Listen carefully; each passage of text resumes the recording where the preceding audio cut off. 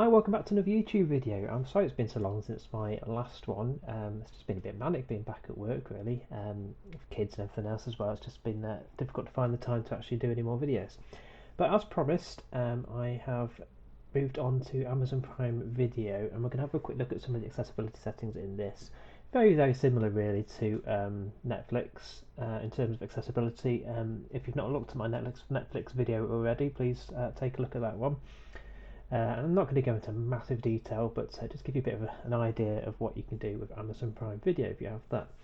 Now, like Netflix, like Disney Plus, like what's it called? What's the other one called? Anyway, the other one that I'm trying to think of.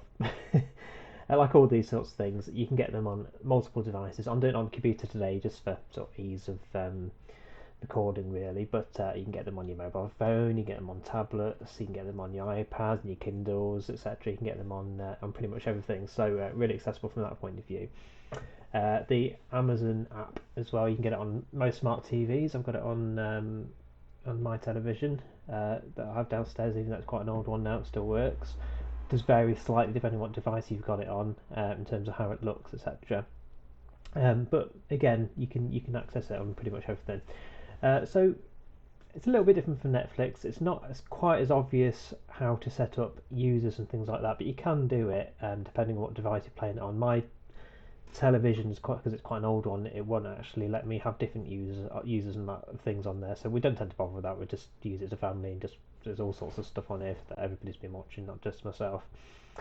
You can do that on some certain devices, and certainly on the computer you can do that. So you can choose to add people on here as well, and make profiles, etc.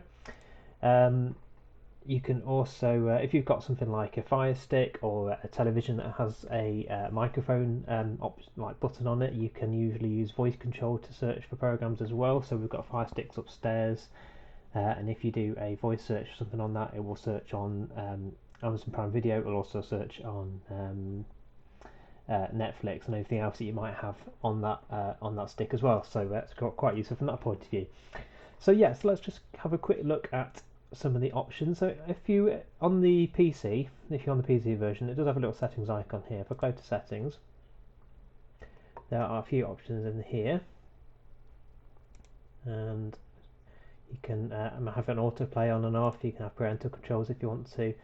Subtitles quite useful, which we will have a look at in a moment and how they work. But you can change the look of your subtitles in here, which is really useful, which you can't necessarily do on all devices. And you can choose whatever devices you've got.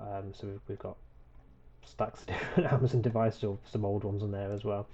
And you can look at your watch history and things like that as well, so you can check what people have been looking at if you need to. So that's in settings, and that's on the PC. You may be able to get into some of those settings on your Fire Stick as well.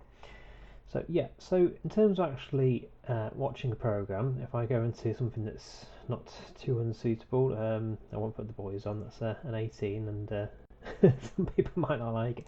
Let's put Good Omens on. That's not too bad. Great series if you've not watched it, by the way.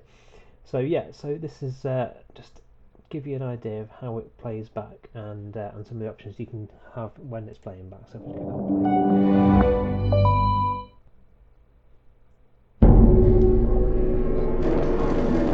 I'm just going to pause that for a moment. Just like Netflix, you have a few keyboard shortcuts and things on there. So if I press the space bar on my computer, it says it's not working now.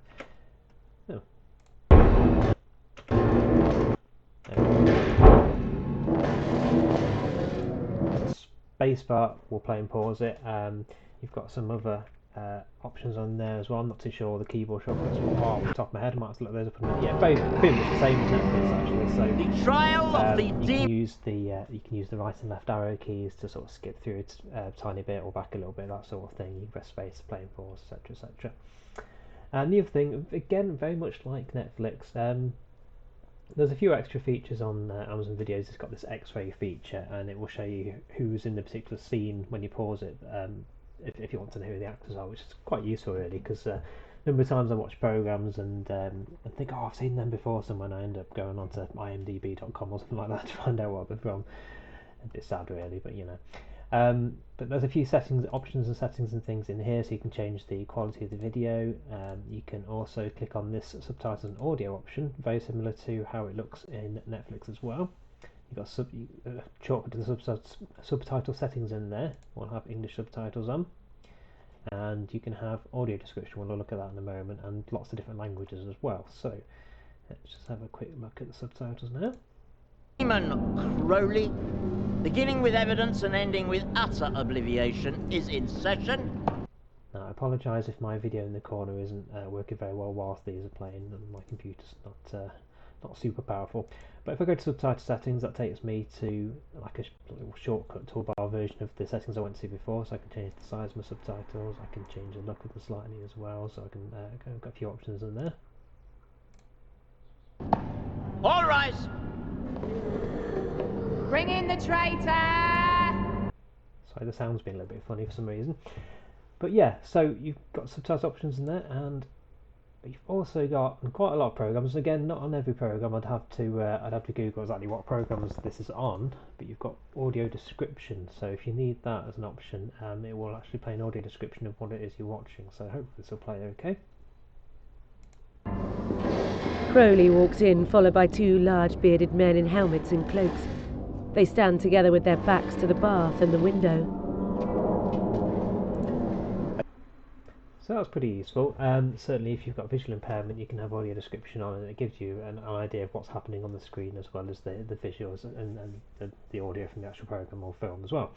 So yeah, so that's basically it really. I will just have a quick Google for Amazon Prime Video accessibility settings, and just see if it says anything about keyboard shortcuts in there as well, because like I said, I don't really know what all those are off the top of my head. In fact, let's just go to Amazon Video keyboard shortcuts. Let's have a look, see what it is. Yeah, so again, quite similar to excuse me, quite similar to Netflix. So you've got space to play and pause. You've got F to enter exit full screen mode, escape to exit full screen or exit playback. You've got left arrow, right arrow, very similar to Netflix to rewind, fast forward to 10 seconds. And the up and down arrows for volume, M to mute, and C to toggle subtitles and closed captions, things on and off as well.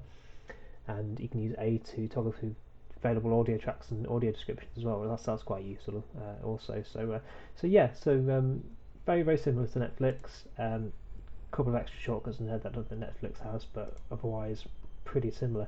In terms of content, I mean, it depends what you like to watch really, but I find on the whole Netflix offers a bit more the sort of films and programs that I want to watch, but there are some good ones on Amazon Video as well. So I think the main reason we got it originally is because the free postage and things. We do buy an awful lot of stuff online, particularly at the moment with lockdown. So yeah, so that's just a really brief overview. I'm sorry if I've missed anything important in there, but that's just to give you a bit of an idea of how to use it, and hopefully that's been really useful for you. Thanks a lot, and in my next video I'll have a look at Disney Plus. Okay, see you soon, bye!